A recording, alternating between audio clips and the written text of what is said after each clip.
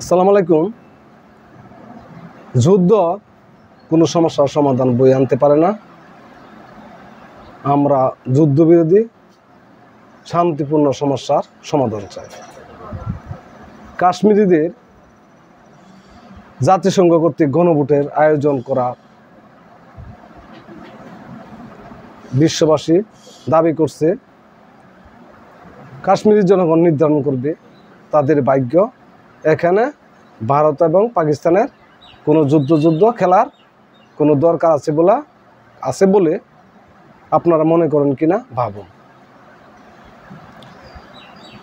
আমাদের নিকটতম প্রতিবেশী ভারত, মিয়ানমার এবং দূর প্রতিবেশী পাকিস্তান, নেপাল, ভুটান, আফগানিস্তান, চীন, শ্রীলঙ্কা, মালদ্বীপ, আমরা শান্তিপূর্ণ সহাবস্থানে বিশ্বাস করি। আমরা শান্তি চাই।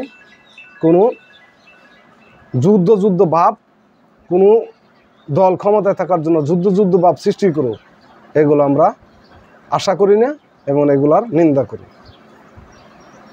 পাক ভারত এই বিশৃঙ্খলার সমস্যার সমাধানে দক্ষিণ এশিয়াবাসী, বিশ্ববাসী আপনারা এগিয়ে আসুন, এখানে শান্তি ফিরিয়ে নিয়ে আসুন। যুদ্ধ মানুষের ভয়াবহ বিপদ ডেকে আনে। ভারত পাকিস্তান উত্তেজনা কমাতে এগিয়ে এলো ইরান। আমার দেশ পত্রিকা অনলাইন থেকে পাঠ করছে।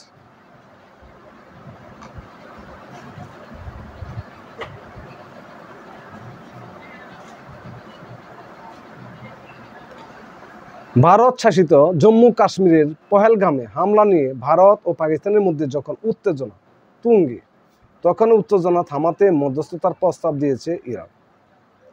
ইরানের পররাষ্ট্রমন্ত্রী আব্বাস এ প্রস্তাব নিয়ে দুই প্রতিবেশী দেশের মধ্যে কূটনৈতিক সহযোগিতার আশ্বাস দেন। শুক্রবার ইন্ডিয়া টুডে এক প্রতিবেদনে এ তথ্য জানিয়েছে।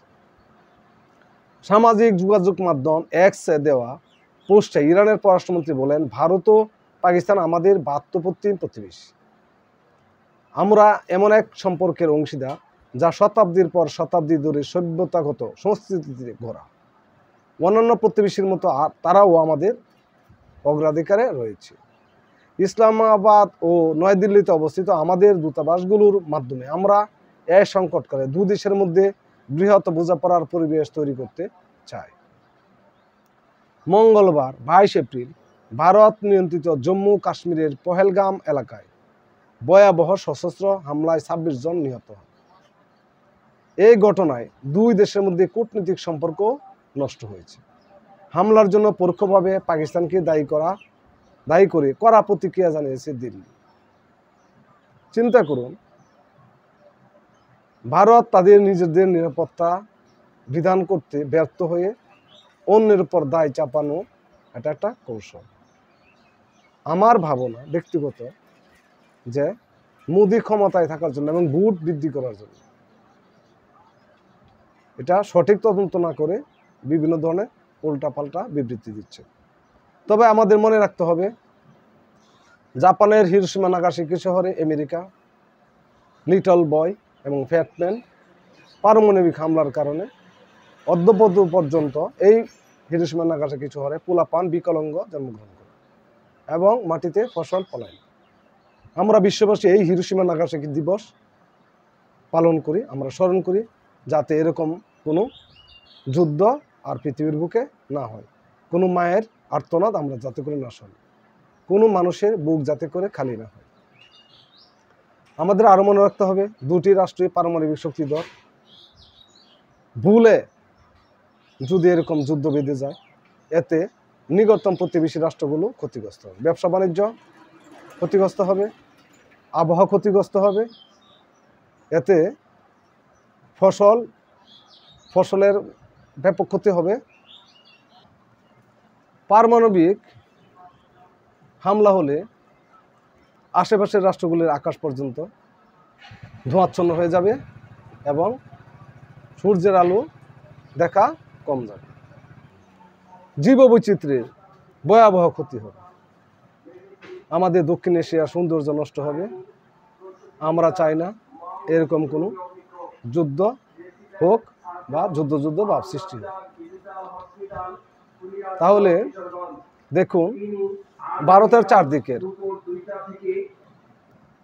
রাষ্ট্রগুলি বাংলাদেশ, পাকিস্তান, আফগানিস্তান, চীন, ভুটান, মালদ্বীপ, নেপাল, শ্রীলঙ্কা, কোন রাষ্ট্রের সাথে ভারতের বন্ধুত্ব নাই কেন? কারণ ভারতের যে দল বর্তমানে দেশ শাসন করছে সেটা হলো ধর্মীয় উগ্রবাদী ধর্মান্ধ বিজেপি। এই বিজেপির নেতা হলে নরেন্দ্র মোদী, যিনি বর্তমান প্রধানমন্ত্রী। এই উগ্রবাদীদের শাসন ভারতে যতদিন পর্যন্ত থাকবে ততদিন পর্যন্ত এশিয়ায় শান্তি হওয়ার সম্ভাবনা খুবই কম এবং আশা করা দুরূহ।